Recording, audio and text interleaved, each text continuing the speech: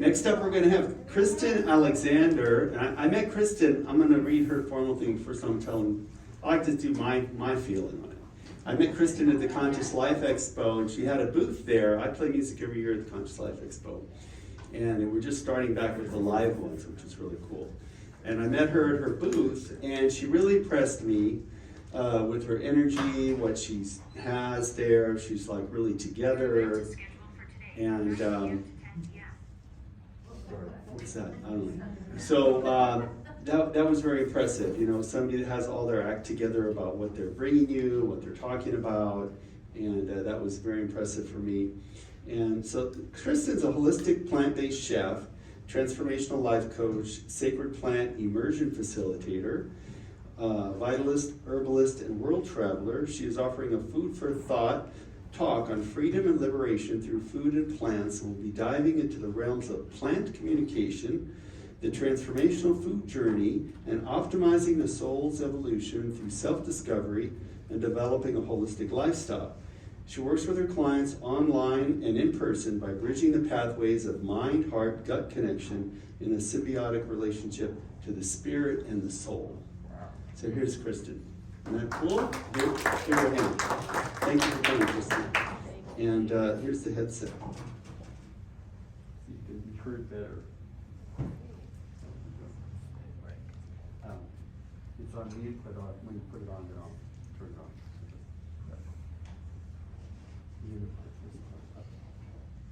It doesn't have an earpiece.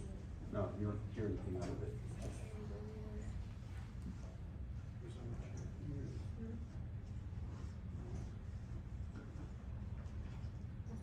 Message down bottom. It's okay. Hold on. Yeah, that's got to come up. There you go. Yeah, now it should. Yeah, say something. All right. Yeah, is it working?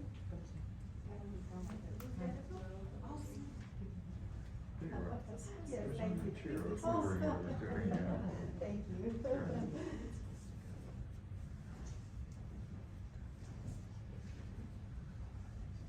No, it was right.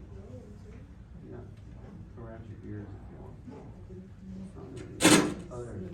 Okay, hold on. Say check. I don't know why it's doing that. It's the cord. Sorry, guys. Hold on.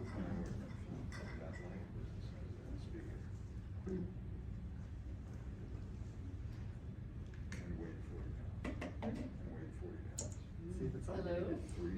Yeah. All right, everybody can hear me? Yeah. Yeah. Wonderful. Adjust it. Okay. Wow. Welcome everybody. Thank you so much for coming today. Thank you, Dave. Thank you, Susan. Everybody that's come to co-create this beautiful event today. Everybody can hear me good? Yeah. Good, awesome. Yeah, so my name is Kristen Alexander, and I am going to take everybody on a journey today, a journey of expansive transformation, freedom and liberation through food and plants. And we're going to dive into the 4 focuses, the transformational food journey, the 4 bodies relating with plants, and embodying a holistic lifestyle. Most of everything that I'm going to be sharing with you is based off of my own experiences, along with various teachings, courses that I've dove into, but a lot of it is very much my own life's journey and just where life has been taking me thus far. So first I just want to talk about the transformational food journey. And the transformational food journey is lifelong. I mean, it is a lifelong journey. Before we're even born, we have these deep attachments to food when we're growing in our mother's womb, when we're being fed in our mother's womb. And this is not just on a physical level, but it's also on a mental, emotional, and spiritual level. There's many things that feed us in various ways. And so and with that, we have so many choices. I mean, there are so many food choices. If you go to the grocery store, I mean, there's so many different brands, there's so many different products. And what I've come to realize is that, based on our choice, when we go to the grocery store, we can choose medicine that is really beneficial for our health and well-being. And there's also different foods in the grocery store that can feed disease and disorder. And so that's why the roots of the transformational food journey is based on the power of choice. Choosing what is optimal for our health and well-being. Choosing foods that really feed our soul, that feed our spirit, that feed our vitality, that feed life that flows through all of our bodies. And really cultivating boundaries and cultivating discernment because of the vast amount of choices that we have in this day and age. Cultivating discipline in how we relate with food, how we form these relationships with our food choices, on that emotional level, the mental, the spiritual, the physical, and our soul self. And so, through the power of choice, there's no restriction to the diet. There's no boxing in a certain diet or being rigid with our diet, because it's just as simple as a yes or a no. Like, yes, this is what I'm going to eat. This is what I'm going to ingest in my body. No, this is not what I'm going to have in the moment. And that's a great thing about the food journey, is it is ever evolving. And there might things that we say no to right now, but maybe 10 years from now, that could be a yes. And so if we box in our diet, and if we become very rigid in that way, then we can really miss out on an opportunity to listen to the body, to really listen to the body and what it needs in every moment, and really cultivate that flexibility and adaptability to the environment that we're in, to the amount of energy we're inputting and outputting. And in this way, we can liberate ourselves from the shackles of the mind that we put around our diet, that boxes something in that's so vast and so complex. And in this way, through the power of choice, we get to choose and explore what diet is best for your body.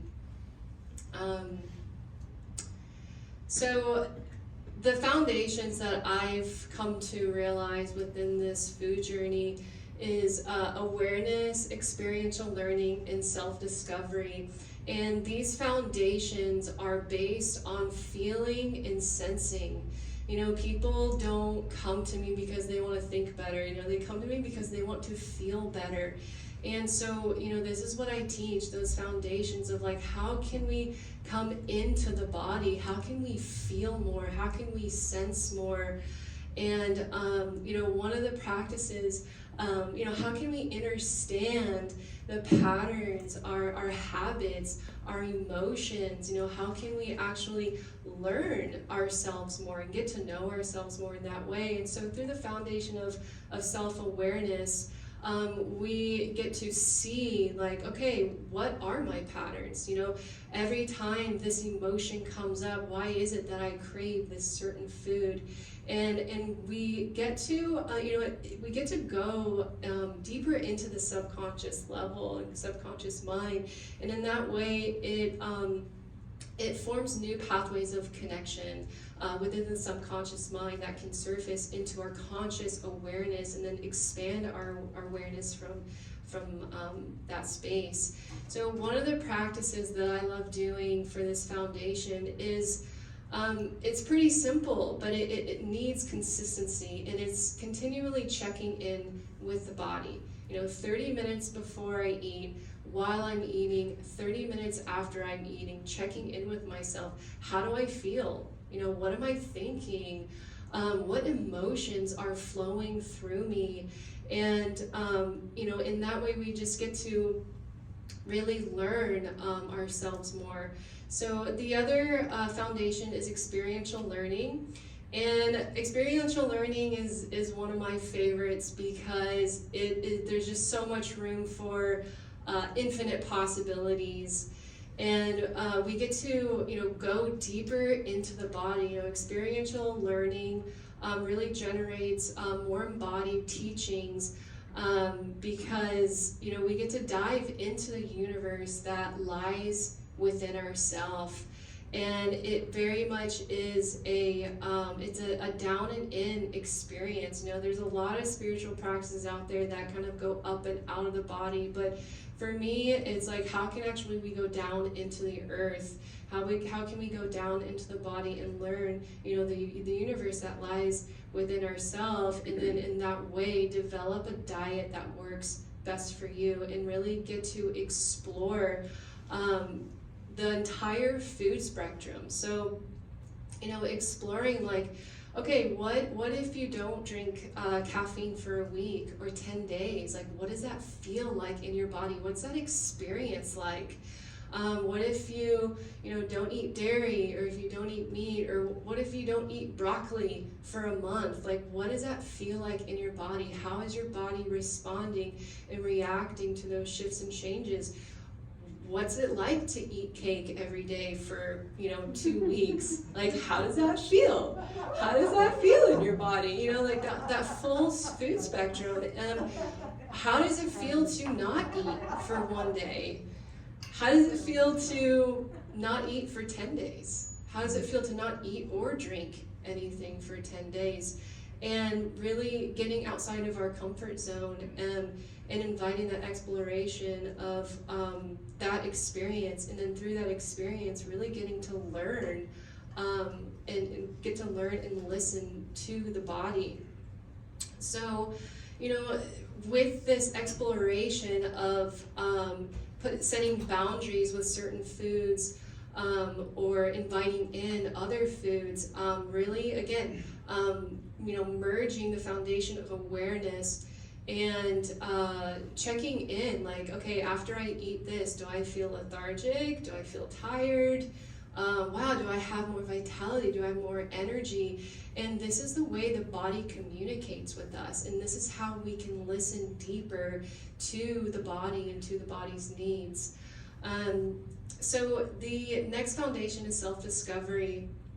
And self-discovery comes from, merging the foundation of awareness, the foundation of experiential learning through trial and error. And we get to gain, knowledge through our experience and discover things about ourselves that we maybe weren't aware of, 10 days ago or 2 years ago. And in this way, we get to expand our comfort zone. I'm sure y'all have heard the saying that goes like, once you're out of your comfort zone, that's where the magic happens.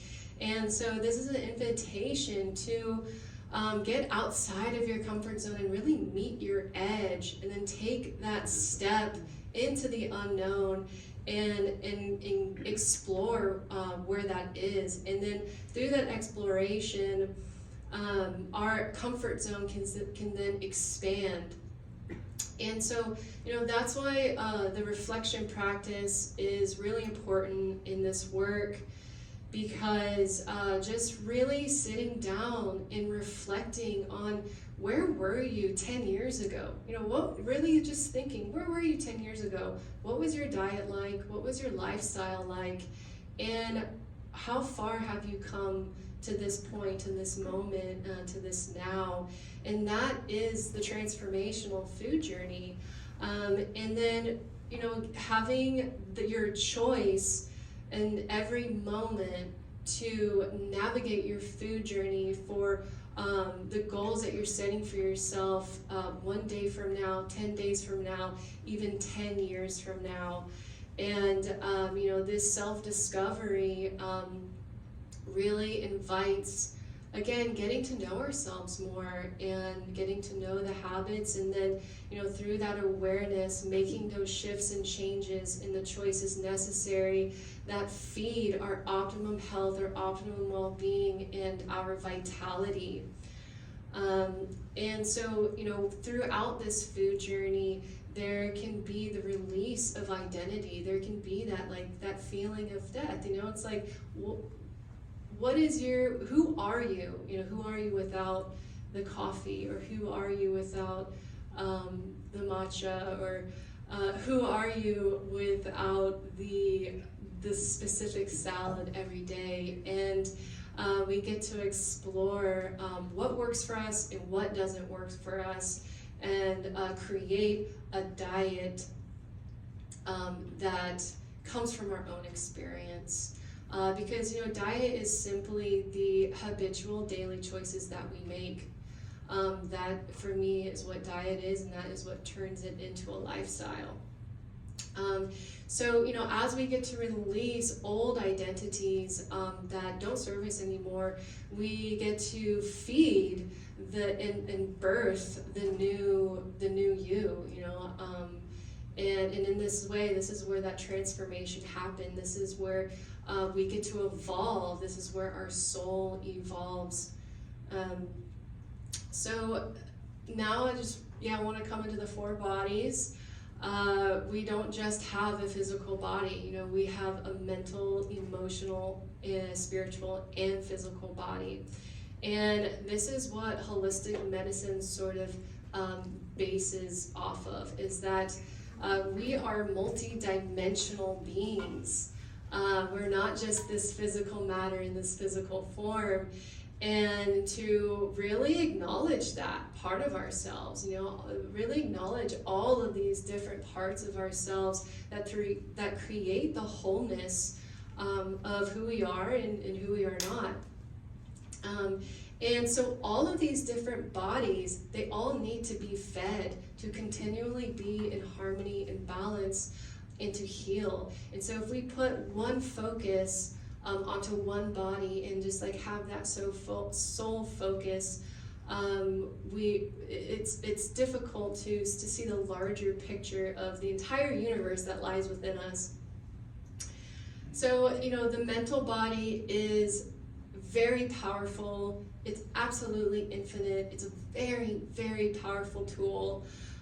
We can literally become what we think if we continually think that on a consistent basis.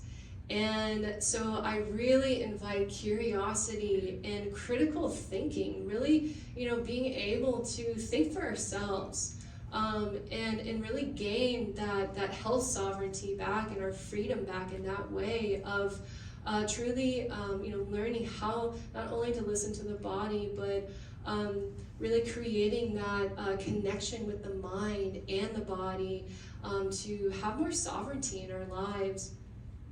And so I really invite, food for thought, because what we think does feed our mental body. And some thoughts and questions that I love to ponder are what are the thought constructs around food? What does breakfast, lunch, and dinner mean to you? And what are the thoughts that you're having when you're eating? Because whatever you're thinking is actually going back into the food, and then it's going back into the body. So really, generating that awareness of what we're thinking when we're eating creates this cycle of going back into the body and creating that mindfulness around our food. And so, one of the practices that I love for the mental body is, again, it's a simple practice, but it can become very powerful, and it's words of affirmation. When we continually tell ourselves, one thing, again, that's how we become it. And so, words of affirmation, that positive thinking, I am I am powerful, I am perfect with infinite room for improvement, I am courageous, I love myself, I am safe, I am supported, I am connected, can really break away the negative thought patterns that we may have overly identified with, that have become us, that have normalized into our being, that we're actually might not be completely aware of. And it can really break these negative thoughts, and it can break false belief systems that have been planted into our mind, or that have been feeding our mind, for instance, like the news or something, really being mindful of what are you listening to? Is it feeding fear? Is it feeding love? Whatever it is you're listening to, how is it feeding this part of your body? So the next body is the emotional body. And our emotions are like, energy and motion. I know Jen talked about that for a little bit, really is energy and motion. And the gut is the center of our emotions.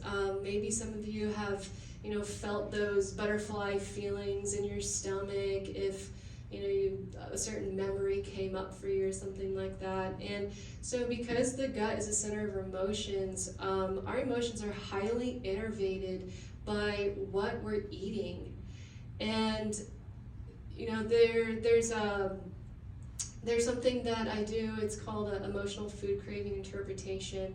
And, emotional food cravings are basically like an outlet that can suppress certain emotions that continue, coming up for us. And then what can happen is we can attach to a certain food that ends up actually pushing that emotion away, and then it could become that emotional food craving.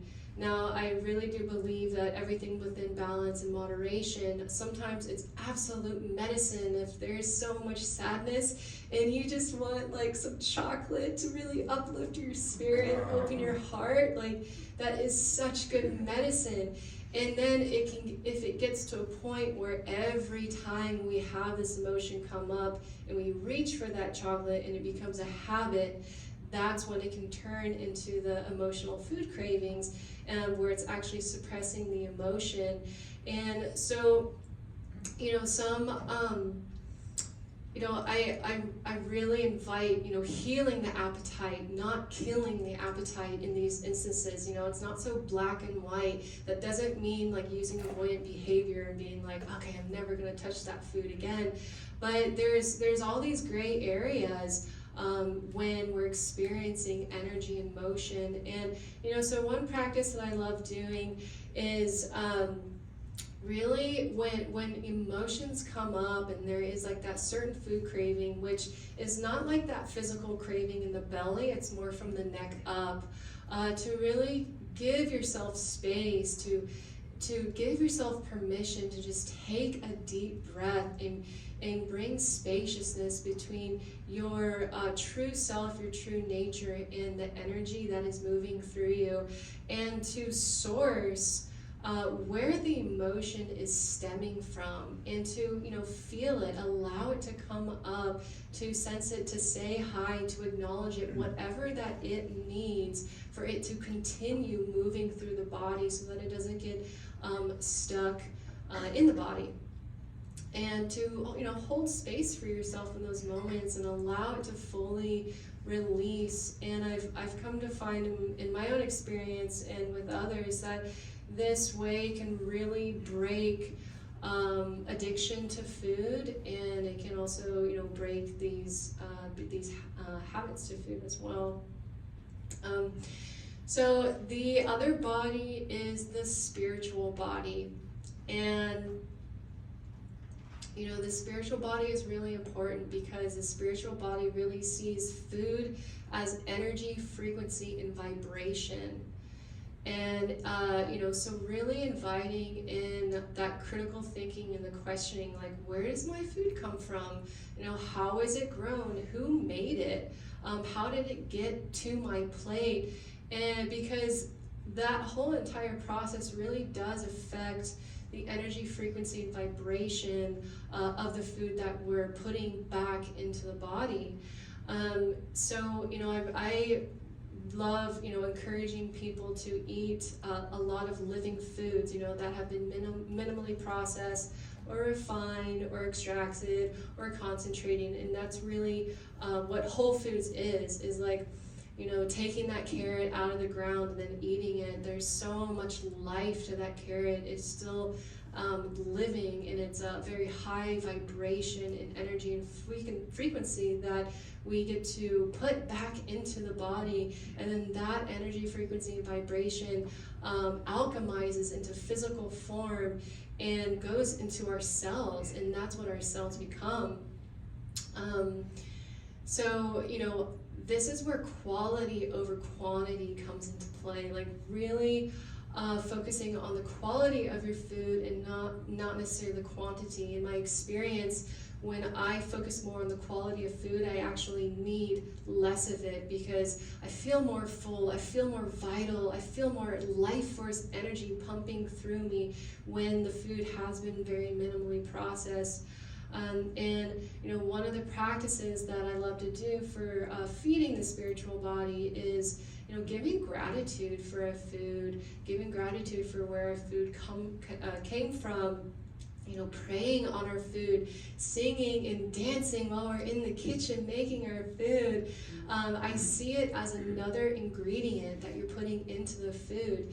You know, I'm sure maybe, you know, you've eaten your like grandma's pie and you tried making it like so many times, but it just doesn't taste the same as your grandma's pie. You know, that's because she's putting in her unique energy, frequency, and vibration into that pie, and the food becomes all of the food that we make becomes unique in that way.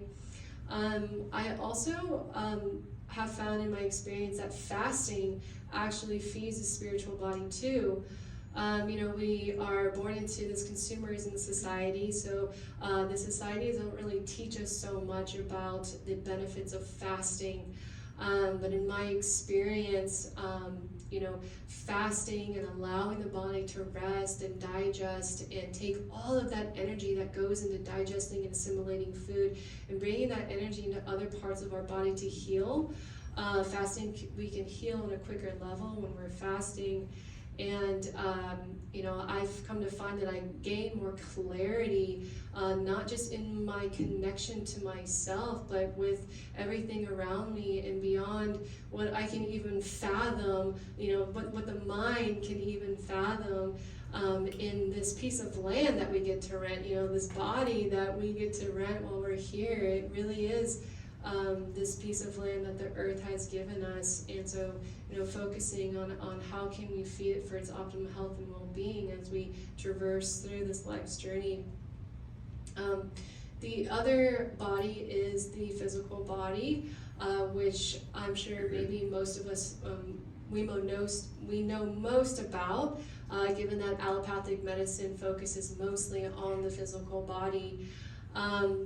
In my experience, like really educating ourselves around the ancient modalities on learning about the physical body and how they teach us to listen to the body, you know. And so some of the modalities that I've dove into is the Ayurvedic Constitution, physiology, medical astrology, energetics, and the 6 tissue states, among like there's so many more modalities out there, but you know, those are the ones that I've connected with the most, and they've really helped me to learn how to listen more deeply with more clarity and see symptoms as a communication, and to really see the body as an ecosystem, and to understand, you know, the body, and to really see these modalities as a guide or a blueprint and a lens through which to see through and into the body. You know, allopathic medicine has all these machines and these x-rays and things, and they really, you know, put the power into the machines. But from my experience, I've come to find that through these ancient practices and modalities, we can create our own X-ray vision, basically. We can start really seeing into the body through the different modalities that I've shared. So, within the 4 bodies, I just wanted to also talk about allopathic medicine versus holistic medicine. And allopathic medicine is the more conventional medicine. It's the pharmaceuticals and the drugs and that style, I guess, of practicing medicine. And they've focused more on the physical body. It's more of a mechanical way of thinking. And the drugs that are given create this more like on and off effect. So, the drugs kind of like, they turn things off, parts of systems off, or they turn parts of systems on. And when they turn like a part of a system off, then everything below that system turns off. And that's why there's side effects. That's why there's all these different side effects that can really bring us into a downward spiral of taking all these different medications for side effects. And allopathic medicine really focuses on treating the symptom. They see this one thing that's happening and they just want to give a pill for that, and then give a pill for that, or a pill or a surgery for that. And money, and a whole lot of money. And it's very technical. Whereas holistic medicine is multi-dimensional. We're looking at the emotional, mental, physical, spiritual, soul, body, and we're intertwining it all together as a part of the wholeness of who we are. And really seeing these bodies as an ecosystem, and pairing and seeing symptoms as a communication. And holistic medicine really focuses on getting to the root cause of what's going on. So listening to the symptoms, and really seeing, okay, all this is happening. And just like a plant, well, where is it stemming from? Where's the root at? It's kind of like a weed. Like if you just keep trimming the weed, well, it's going to keep going until you actually pull the root out, and then it's actually gone. So, that's what I love about holistic medicine. And this is the thing about having this multi-dimensional body, is that the root cause isn't always in the physical body. Sometimes it's lodged in the mental body, sometimes it's lodged in the emotional or the spiritual body that then manifests into physical form.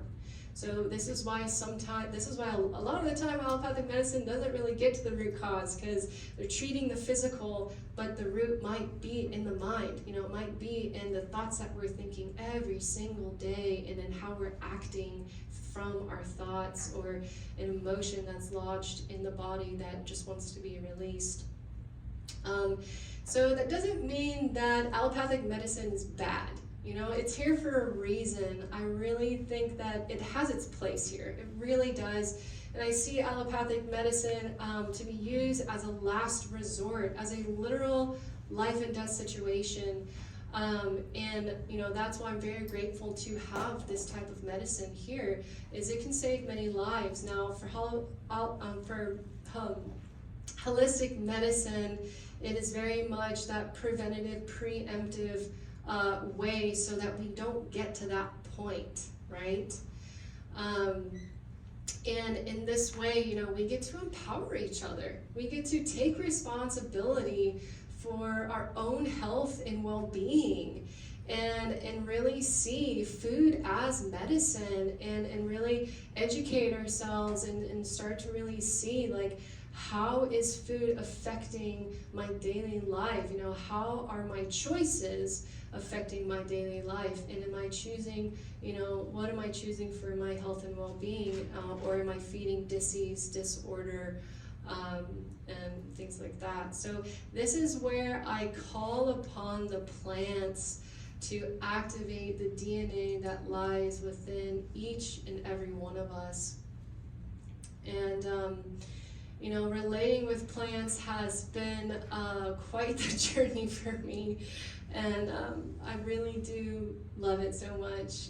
It's definitely a passion of mine, and when we get to bring plants into our daily lives as medicine, from my experience, we get to heal on much deeper levels and get to all of these root causes that lie within this universe inside of us. And it is infinite, it is lifelong, and it is a practice. And so, I found that really giving more meaning to my life, giving more meaning into everything that I do, really feeds the relationships that I have with everything, with all beings. And so when I give more meaning to plants as medicine, to food as medicine, that amplifies and it feeds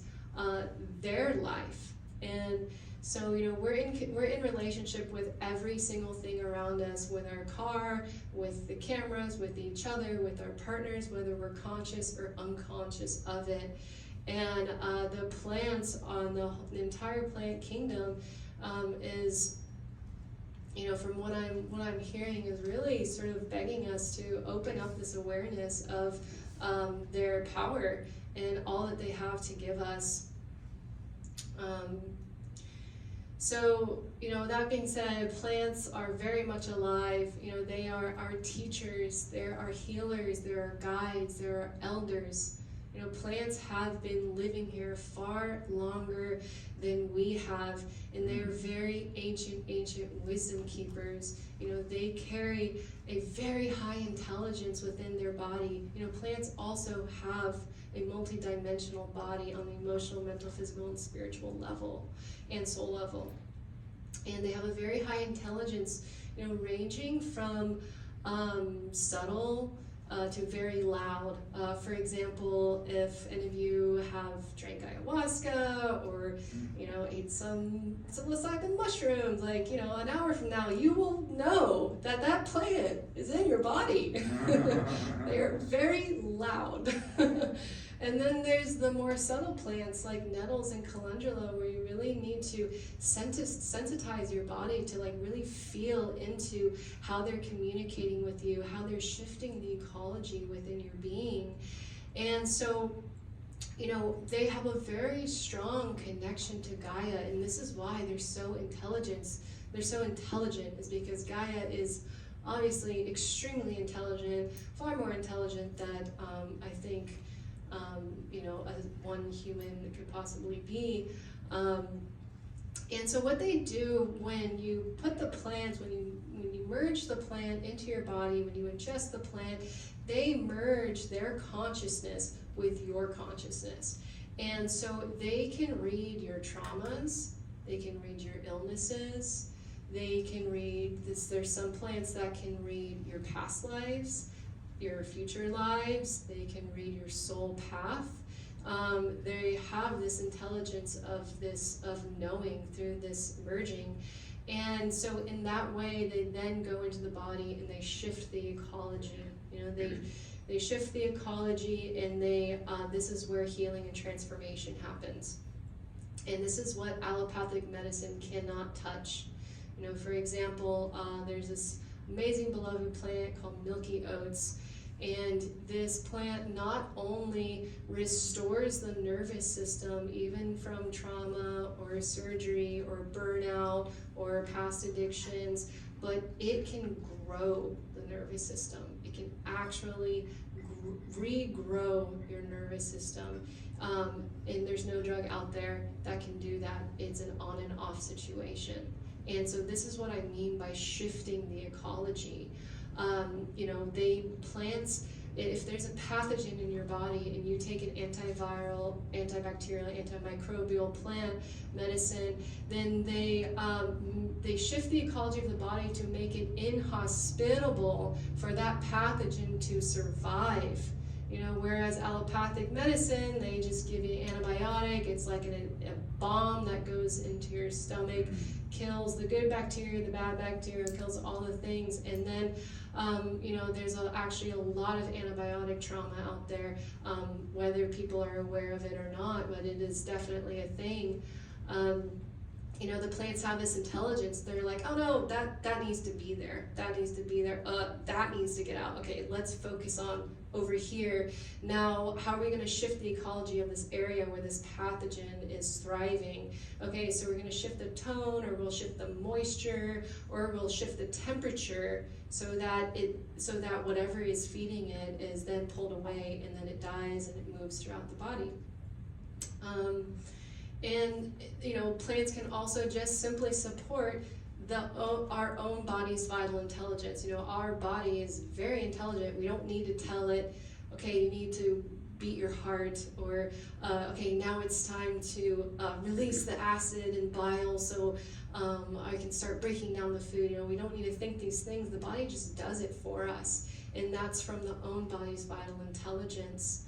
And so, plants know this, and they support that vital intelligence. If the body has a fever, it's because it is increasing the temperature to cook out the pathogen, and there's plants that are going to support that.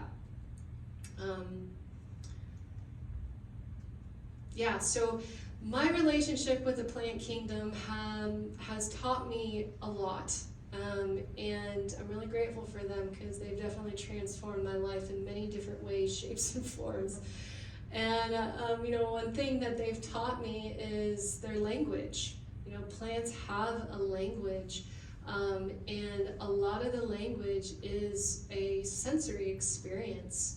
This is a down and in experience. We're not leaving the body, we're going deeper into the body to feel, to taste, to smell, to really get to know our intuition, and to hear how the plants are communicating with us, and they communicate through our sensory perception. And it really, in my experience, it really takes sensitizing the body to listen to them more clearly. So, releasing very concentrated, highly extracted or refined foods, or I'd say very loud foods, to eat more simply, to then feel and hear all the subtleties that they're doing and shifting within my body. And plants also communicate through metaphor. That's not always this way of communicating like I'm communicating with you right now, but it's very metaphorical. It's like a dream. And so one of the practices that I love doing when I'm connecting with plants, and just with a whole lot of other things, is a dream practice. And so right when you wake up, before you even open your eyes, right when you know that you're aware that you're awake again, immediately start thinking back on what were you dreaming of, and trying to remember as much detail as you can what you were dreaming of, because the plants work with the subconscious mind through the dream world, so they will surface subconscious things that want to come into our consciousness to be seen, to be moved through, or to simply get to know ourselves more. And so in this way, I do dream interpretation for people and myself, because it is like a metaphor. It's not very linear. It's like a non-linear way of thinking. And we can really learn a whole lot about ourselves and what they're bringing into the conscious mind in that way. Another way that they communicate is through heart perception. Heart perception is a universal language. I mean, we just got a big dose of that from Jen. I'm so grateful for that. And just really dropping into the heart space and having that heart coherence, sitting with the plant. And this is how our ancestors directly connected with plants, is through heart perception, is through opening up this very powerful sense right deep inside of our heart, and then feeling that coherence with the energy of the plant, and then being in that receptive mode, and then all of a sudden a memory might pop up, or a vision, or a song might randomly pop up, and that's them communicating with you, and it's to be interpreted. So, you know, there's many different practices on relating with plants. I mean, there's so many, but my favorite ones are, you know, drinking them every day. I drink so many plants every day. Sometimes I just work with one for a while, and forming that relationship with them in that way on a deeper level. You know, eating them, growing them, meditating with them, just engaging in that heart perception and that sensory experience, really opening up yourself to receive all that they have to give you, sharing them, dreaming with them. And, you know, this might sound a little like different because it's a muscle, you know, it's a muscle that needs to be strengthened, and it's a tool set, and it's strengthened through practice. And this is actually a very ancient muscle that we all have within ourselves, that our ancestors, you know, it was normalized from our ancestors to have this muscle. And you know, this day and age, there's not a whole lot of educational systems out there that you know, educate ourselves about this very strong muscle that we can cultivate. And so, you know, our ancestors didn't count calories, you know, they didn't weigh themselves every day, they didn't depend on scientific evidence to tell them what's good for them or what's bad for them. And so everything that I'm sharing right now is very ancestral. They really, you know, formed these relationships with the food that they eat, with the land that they lived on, with the plants that were around them, and they gained this experiential, you know, knowledge and wisdom through being in the body, using the body as a tool to communicate, to relate with one another. I have a question. What kind of plants do you eat? And do you eat locally? And how do you feel about eating plants from other countries? Do you like eating things from, I heard that it's bad for you to eat from other countries because it's so far away. You shouldn't eat, I listened to a doctor saying you shouldn't eat, let's say, mango from Hawaii if you live in Alaska or something like that. I wonder what your philosophy and what kind of plants you eat. Yeah, that's a good question. You know, I think with this day and age, it takes time to get to that point. You know, I mean, how many people are growing their own food in their backyard right now? It hasn't been normalized, at least in our society. And so I feel that it's harder to eat more local. Although we do live in Southern California, there's so many farmers markets here, and we do have that ability to create a priority around that of like, yeah, eating local, and because in that way we're putting the more local land into this land, this piece of land, this body, and then we can connect more easily with the land around us. Now, I don't think anything is good or bad. I think it really just is, and I think it takes time to really cultivate that practice. You know, What's your favorite plant to eat? My favorite plant, I mean, oh my goodness, I eat a lot of different vegetables. Gosh, to put a favorite on that, it's hard. But I love nettles. Nettles is the one that's coming up for me. Nettles is a superfood. It is, it's food medicine. You can drink it as a tea. Or you can, you know, make a pesto out of it, and you can. I have found that in the farmers markets here. Thank you. Yeah. Thank you. Yeah. So okay. So yeah. So now we're just coming into embodying a holistic lifestyle, and for me, that's a lifelong journey. You know, as I was just sharing, like it takes time, it takes practice. You know, the more that you practice, the more this and this way of living becomes embodied. And it takes a whole lot of learning and education because, again, it's not within the conventional system that we've been born into. And to really see, holistic medicine as preventative and preemptive daily medicine that we can normalize into our lives. And, really inviting in this, what I call like the subtle healer, and getting to know yourself and becoming your own healer, and so that the body doesn't have to start screaming or get so loud to the point where we need to go to conventional medicine, but the subtle healer can feel the subtle imbalances within the body as we get to know ourselves more, and then make the choice, make the shifts, make the changes necessary to bring that part of ourselves back into balance, whether that's meditating 10 minutes longer just on this specific day, or maybe not eating the cake for 10 days, or maybe eating that cake. Like sometimes you just got to eat the cake, right? So it's not so black and white, you really got to feel into that within yourself. Like, okay, I've been eating cake every day for 3 months and I'm not feeling well. Well, seeing that pattern there. Did you have a question? Speaking of cake, Yeah. Desserts, like for example, I'll have tofu with a little honey, with some sliced almonds, and cook it, and it's an amazing dessert. Do you have a plant dessert to replace chocolate, ice cream, cake?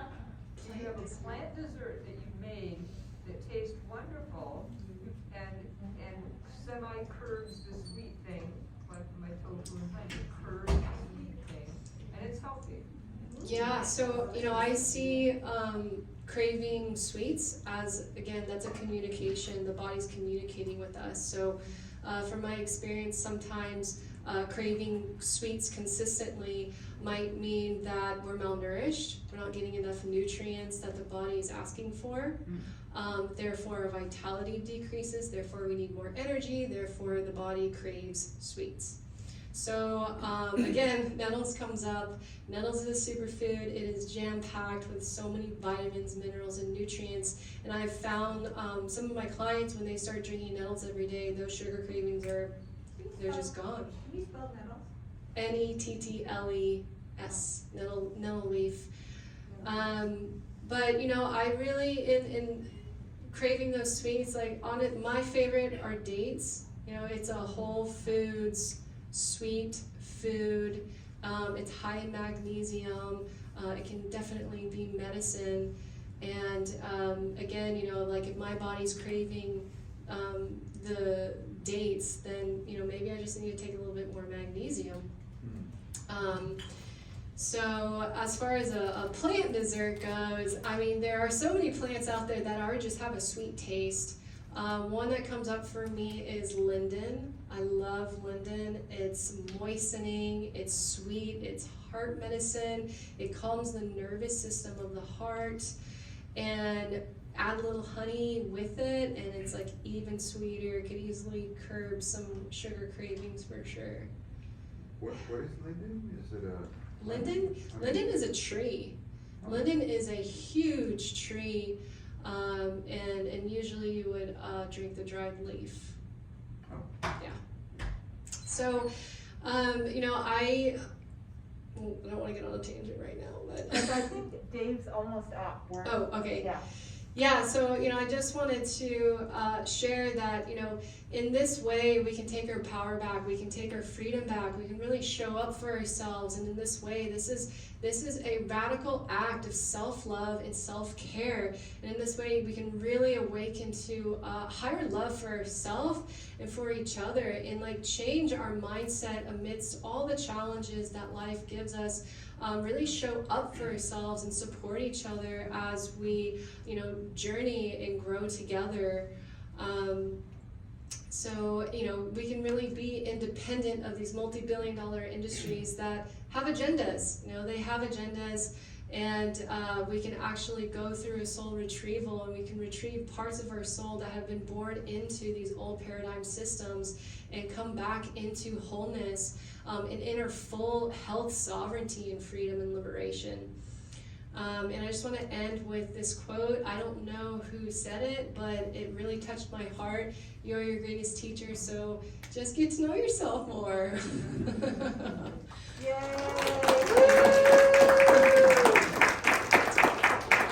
I have my stand over there. I, facilitate sacred plant immersions that where we dive deeper into all these aspects of communicating with plants and seeing how they heal us on many different levels, as well as doing one-on-one coaching. If you have any questions, I'd love to answer them on the side. Thank you so much.